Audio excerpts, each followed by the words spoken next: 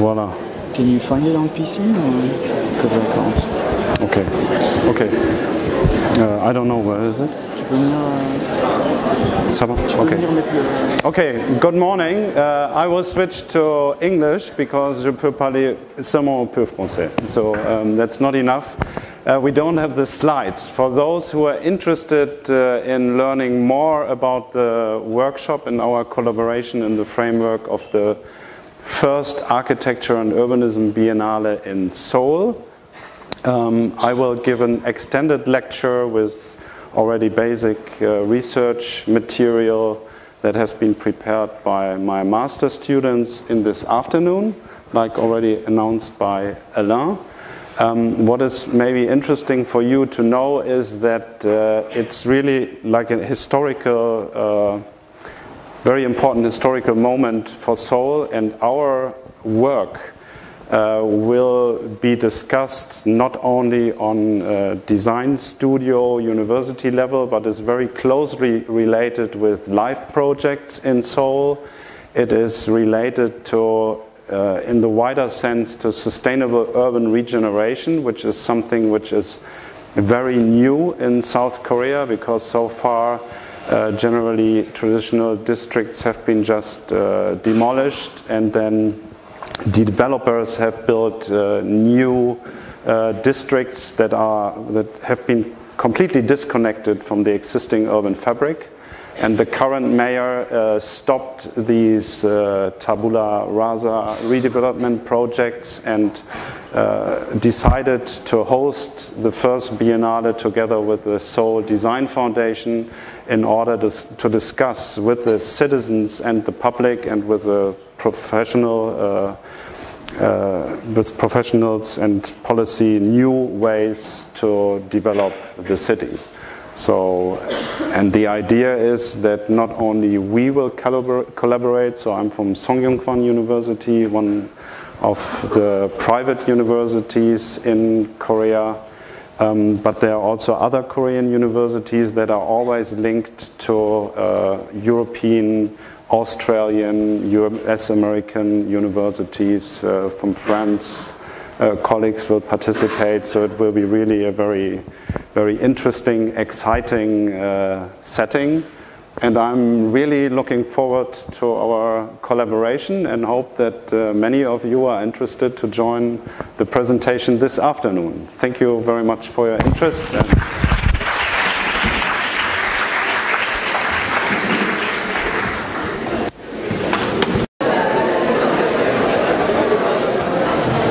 Ok. Bonjour à tous. Désolé pour ce petit contretemps technique, de résolution technique. Donc voilà, moi je vais vous présenter rapidement l'atelier Micro-Megalab. Donc il est conduit par Eve Depré et moi-même. Donc on est des architectes praticiens, moi en parallèle, et Eve aussi, et elle est plus spécialisée aussi en théorie de l'architecture. Voilà, la thématique, ici on la met plus ou moins entre parenthèses, on a une thématique très très large. On ne sait même pas si c'est réellement une thématique, c'est un peu une excuse pour pouvoir essayer d'étudier donc plutôt l'architecture des métropoles. Donc c'est extrêmement vaste comme sujet, mais c'est essayer justement de ne pas fermer l'atelier à certaines opportunités qui pour nous semblent être importantes et qui font partie d'une complexité assez gigantesque. Et donc voilà, pour l'instant on a écrit avec les étudiants une thématique qui est plus en fait une méthode qu'un thème en particulier. Donc c'est ça que nous pour l'instant on a envie de vous transmettre. Alors, donc l'atelier est composé comme suit, et dans cette méthode-là, chaque année, on fait rentrer généralement l'étude d'une ville, donc c'est extrêmement vaste comme sujet, et on s'accroche à un échange universitaire avec d'autres universités, si possible de manière internationale. Alors la méthode, elle est composée comme suit. Généralement, on crée cette opportunité maintenant avec soit depuis pas mal de temps, on fonctionne avec le centre recherche Louise et avec Geoffrey Grulois qui est en charge des relations internationales. Et on crée des synergies avec différentes universités. Ensuite, une fois qu'on a trouvé ça, on lance l'atelier. Et la première chose qu'on fait, c'est qu'on a appelé ça le jeu des A5. C'est un petit jeu qu'on a en atelier qui fait partie de cette méthode. Et certains masters la connaissent déjà. On fait en fait un dessin par jour à partir du premier jour jusqu'au dernier minimum. Voilà. Alors évidemment, au début, on ne sait pas trop quoi dessiner ni quoi représenter, vu qu'on ne connaît absolument rien ni au thème, ni à la ville étudiée. Mais voilà, c'est un exercice qu'on fait et qui n'est pas un exercice évidemment linéaire. C'est pour vous montrer que la conception architecturale n'est pas une recherche scientifique qui va d'un point A à un point B de manière hyper linéaire, mais c'est quelque chose de beaucoup plus confus. Et le projet d'architecture, c'est une ligne qu'on doit essayer de trouver dans cette recherche. Donc en parallèle de ça, on commence une analyse urbaine qu'on a appelée les maps. Je vais vous montrer après quelle forme ça prend. On fait ça tous ensemble, donc c'est une synergie de l'atelier où on apprend aux étudiants aussi et nous-mêmes aussi à travailler tous en groupe. Donc ça va des groupes, des fois on a des ateliers de 10 personnes, des fois on a des ateliers de 35 à 40 personnes. Donc voilà, c'est des synergies assez différentes et on essaye de voir comment fonctionner à plusieurs. C'est important pour nous parce que ça vous montre que l'architecture, surtout dans les bureaux aujourd'hui, c'est pas un travail individuel, mais c'est aussi un travail de groupe. Donc il faut pouvoir fonctionner assez diplomatiquement avec des gens pour essayer d'arriver à des projets d'architecture de qualité quand même. Donc ensuite, on fait un workshop et donc un échange universitaire. Ici, on aura un échange avec une voire deux universités et suite à ce workshop et l'étude urbaine qu'on a faite, on va préciser un lieu sur lequel on va travailler. Ici, je pense qu'on va travailler sur des master plans à assez grande échelle et avec vous, on définira si on travaille tous ensemble sur un lieu ou sur plusieurs. Généralement, ça fait partie du processus de l'atelier et c'est avec les étudiants qu'on voit quelles sont les opportunités les plus intéressantes. Par exemple, là, on a fini Tokyo, on a on a recherché en allant à Tokyo plusieurs sites et on a fini par travailler tous ensemble sur un site de 40 mètres carrés, donc c'était extrêmement petit. L'année d'avant, c'était à Shanghai, c'était sur des territoires beaucoup plus grands, on a fait des gratte-ciel. Donc voilà, ça c'est un peu dépendant de la thématique et de l'échange universitaire qu'on a et de la volonté des étudiants aussi dans leur recherche qu'on définit les choses en cours de route. Ensuite, on permet aussi aux étudiants de définir leur programmation. Donc c'est pas quelque chose qu'on impose, voilà, ça fait partie pour nous de la recherche. Généralement, vous allez voir quand vous recevez une programmation dans le monde de la réalité de l'architecture, c'est assez pauvre. Et donc on pense que les architectes doivent, ça fait partie de leur métier, d'essayer de revoir un peu ces programmations, de les enrichir et pas de les prendre comme une espèce de choses finies. Raison pour laquelle nous on réinterroge un peu à chaque fois ce thème qui est la programmation. Donc on prend pas par exemple un musée où on demande aux étudiants de remélanger des programmations, de la choisir elles-mêmes. Et ce qui est important aussi pour nous, c'est que les étudiants puissent comparer leurs projets entre eux avec ces différentes programmations au sein de l'atelier. Et on finit donc par un projet d'architecture, c'est quand même notre but, c'est de faire un projet d'architecture. On essaie pour l'instant d'essayer ces différents semestres d'arriver à quelque chose de plus, à une échelle disons relativement restreinte pour pouvoir essayer d'arriver jusqu'au détail. Donc voilà, ça c'est des interactions. On travaille d'abord tous ensemble, puis en cellule, généralement de 5 personnes, et puis on finit par un travail individuel dans l'atelier. Alors les prérequis, voilà, on demande la créativité et la motivation, mais ça vous en avez normalement tous. On demande une présence, donc c'est un atelier où on demande d'être là tout le temps. Pour nous c'est assez important. Donc voilà, il y a des ateliers qui fonctionnent différemment. Nous on aime bien avoir tout le groupe, on aime bien par exemple présenter chaque projet à l'ensemble des étudiants et avoir vraiment une interaction et essayer de construire les projets avec le groupe et pas prof cellule ou prof individu, quoi.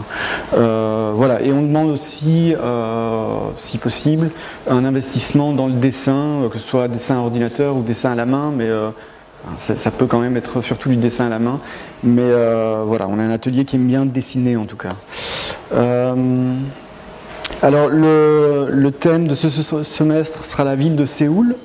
Je vais laisser notre invité avec lequel on va faire cet échange parler après moi pendant vraiment 2 minutes. On va participer à une biennale à Séoul d'architecture et d'urbanisme du 25 mars au 2 avril. Ce workshop est aussi ouvert à la semaine d'esquisse commune. Et on vous propose pour ceux que ça intéresse, donc vous n'êtes pas obligé de vous inscrire à l'atelier si vous venez, mais on vous propose à 2h30 parce que ça risque d'être un peu long. On vous propose une première explication de ce workshop, un début d'analyse de la ville de Séoul qui sera présenté par Thorsten. Et on va faire ça à 2h30 aujourd'hui en atelier chez nous. Donc c'est l'atelier à l'entresol, enfin au premier, qui se situe juste au-dessus de la cour.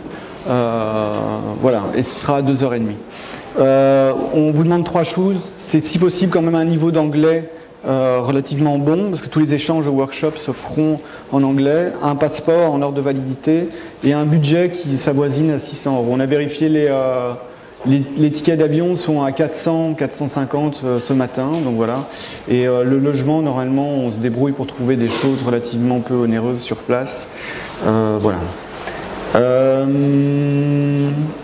Ça, c'est les universités avec lesquelles on va faire les échanges, et Thorsten peut-être vous en dira un mot dans 5 minutes. Voilà, alors rapidement l'atelier juste en image pour que vous voyez à quoi ressemblent les différentes choses. Donc ça c'est les A5, c'est des grandes tables avec peu à peu ça se remplit. Le premier jour il y en a très très peu et puis voilà, ça avance. Ça c'est des travaux d'étudiants, ça peut ressembler à ceci. C'est des choses qui ne sont pas nécessairement directement liées à l'architecture, ça peut être lié à d'autres univers graphiques. Mais c'est là-dedans généralement qu'on trouve les inspirations et les personnalités des étudiants. Et c'est un peu ça qu'on essaye de mettre en évidence. Et voilà. Donc ça c'est les maps, ça ressemble à ça, c'est des documents recto verso. Voilà, ça c'est l'analyse par exemple d'un quartier à Tokyo. Et ce sont les étudiants. On a des espèces de canevas qui peu à peu ont été développés par les différents étudiants, qui sont modifiés à chaque fois, mais dans lesquels voilà, qu'on réutilise pour avoir plus de facilité. On essaye d'un peu rapidement passer là-dessus. Je veux dire, on ne perd pas de temps sur les formats même, on les prend pour acquis. Et voilà, c'est toutes les différentes informations qui sont un peu glanées par les étudiants et qui sont résumées là-dessus avant le workshop. Donc généralement, quand on fait ça, très peu de gens ont été sur place et toutes les informations sont encore très très abstraites et très académiques. Voilà, alors les workshops, c'est généralement vous avez sûrement déjà participé à des workshops, mais c'est des synergies avec des étudiants qu'on ne connaît pas, c'est très très intense, ça dure 1 semaine à 10 jours, et voilà, mais c'est à notre avis une manière d'apprendre l'architecture qui est vraiment très efficace. Voilà, ça c'est les différentes, ça c'était en Inde, ça c'était à Hong Kong, ça c'était au Brésil, à Rio. Donc les projets, voilà, quelques images de projets. On commence généralement par toutes des petites maquettes qui accompagnent les A5, qui sont des tout petits essais, et on garde du jour 1 jusqu'au dernier jour, on essaye de garder vraiment toute une recherche sur le projet. Des dessins à la main, des images, voilà, différentes programmations au sein des mêmes entités architecturales.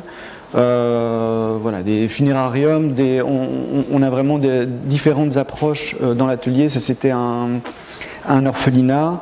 Voilà, et on essaie d'arriver quand même à la fin du projet sur des choses relativement détaillées. Tout ça fait évidemment que l'atelier est assez intense au niveau travail, parce qu'il y a quand même beaucoup de choses à faire pour arriver à cette échelle-là. Donc il faut, si vous prenez l'atelier, il faut essayer de vous investir, enfin être prêt à vous investir dedans pour arriver à ce genre de détails aussi. On n'y arrive pas tout le temps, hein, mais sur Tokyo, on a eu l'opportunité par exemple d'avoir ici des coupes techniques et vraiment ici il y a un des étudiants qui a même fait les sushis sur la table en maquette. Je tenais quand même à le montrer, c'est assez drôle. Voilà, les moments des jurys, c'est on fait généralement des grandes, on fait ça à l'ULB, on fait des grandes tables où on essaye de vraiment montrer toute la recherche et pas uniquement le produit fini avec un PowerPoint. Voilà, et puis les prix et mentions, j'ai juste mis on a eu deux étudiants qui ont la chance de participer, donc ça c'était Léon, un projet en Inde, sur la position de la femme dans l'espace public. C'était vraiment un très chouette projet. Et ça, c'est le projet de Gauthier et Camille. C'était une programmation assez classique, si on veut, mais c'était un centre culturel autour de la danse pour répondre un peu au climat de Sarajevo, ville qu'on a étudiée aussi. Voilà. On commence vendredi donc à 9h30. Et ici, la particularité, c'est cet après-midi, si vous êtes intéressé à vous inscrire à l'atelier, si vous pouvez venir en atelier déjà à 2h30, ce serait bien. Voilà, je laisse 5 minutes la parole à Thorsten pour qu'il vous explique. L'explication se fera en anglais et il vous explique en 5 minutes un peu voilà, ce qu'on va voir plus profondément à 2h30. C'est pas toi, Thorsten ? Thorsten, je parle quand même. Vas-y. Attends. I will be very fast, no? Because Yeah. Do you need the images? So, I have to take this.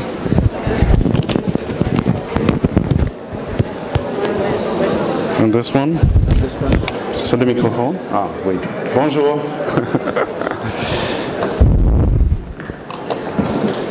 This one is not working. Yeah, this one is for the sound for the registration over there. Okay. You need your images?